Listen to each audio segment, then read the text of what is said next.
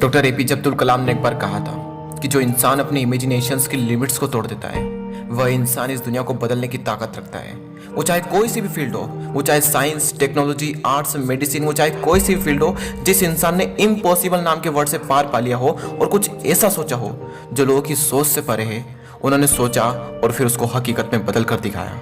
हमारे पास कई सारे ऐसे एग्जाम्पल्स है जिन्होंने हिस्ट्री को बदल करके रख दिया, जैसे Steve jobs, Edison, Einstein, CV Raman और ना जाने कितने एग्जाम्पल्स हमारे पास है।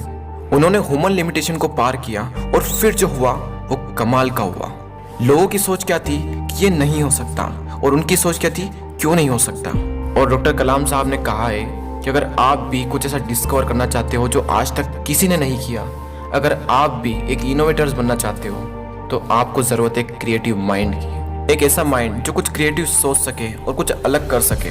स्टीव जॉब्स के बारे में आई होप कि आप सब जानते ही होंगे।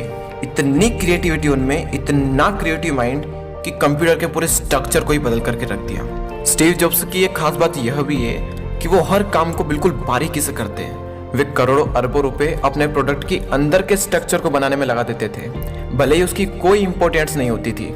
और एक बार उनसे पूछा भी गया कि आप इतना पैसा अंदर के स्ट्रक्चर को बनाने में क्यों लगा देते हो?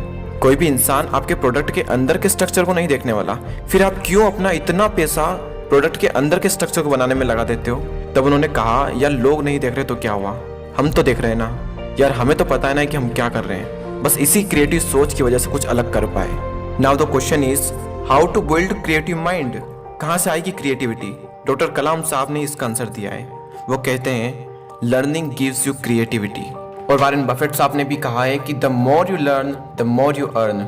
अगर अपने अंदर से क्रिएटिविटी बाहर लानी है तो उसका सिर्फ एक ही तरीका है, लर्निंग पे फोकस करना पड़ेगा।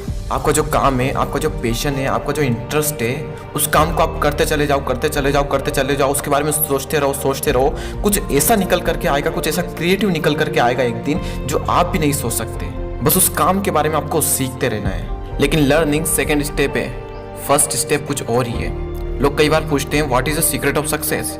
सक्सेस का सीक्रेट क्या है? सिंपल है, बिल्कुल सिंपल। सिर्फ एक लाइन में एक क्लियर विजन रखो और उसको फॉलो करो और उसके बारे में सीखते रहो। सीखना कभी बंद मत करो। एक दिन कुछ ऐसा निकल करके आएगा जो किसी ने नहीं किया होगा। लेकिन कई सारे लोगों की ये फर्स्ट स्टेप ही क्लियर नहीं होती है।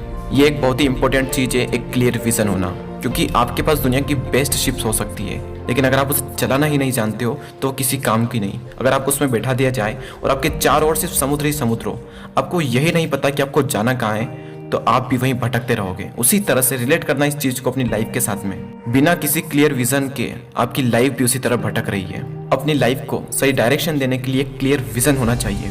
बिना किसी विजन के आपकी बॉडी भी उस शिप की तरह कुछ काम नहीं आने वाली। हमें एक शिप मिली है, यानी एक बॉडी मिली है जो कि बहुत पावरफुल है, जो कि कुछ भी कर सकती है। और हमें एक समुद्र मिला है, यानी एक लाइफ मिली है। अब ये हमारा कर्तव्य है कि हम अपना एंडिंग पॉइंट ढूंढें, अपना विजन एकदम क्लियर रखें, ताकि हमारी जो ये बॉडी है, जो माइंड हमें मिला है, ये कुछ काम आ सके, कुछ ऐसा डिस्कवर कर सके जो आज तक किसी ने नहीं किया। और वो किसी ने क्या खूब बात कही है कि जीत की खातिर जुनून चाहिए, जिसमें उबालो ऐसा खून चाहिए। यह आसमान भी आएगा जमीन पर, बस इरादों में जीत की गूंज चाहिए। दोस्तों, आज की इस वीडियो में इतना ही। आई होप कि मैं जो आपको समझाना चाहता था आप समझ गए होंगे। अगर आप उससे जुड़ना चाहते हैं तो इस चैनल को सब्सक्राइब जरूर कर लेना। मैं आपसे मिलता हूँ अगले वीडियो में। जय हिंद, जय भारत।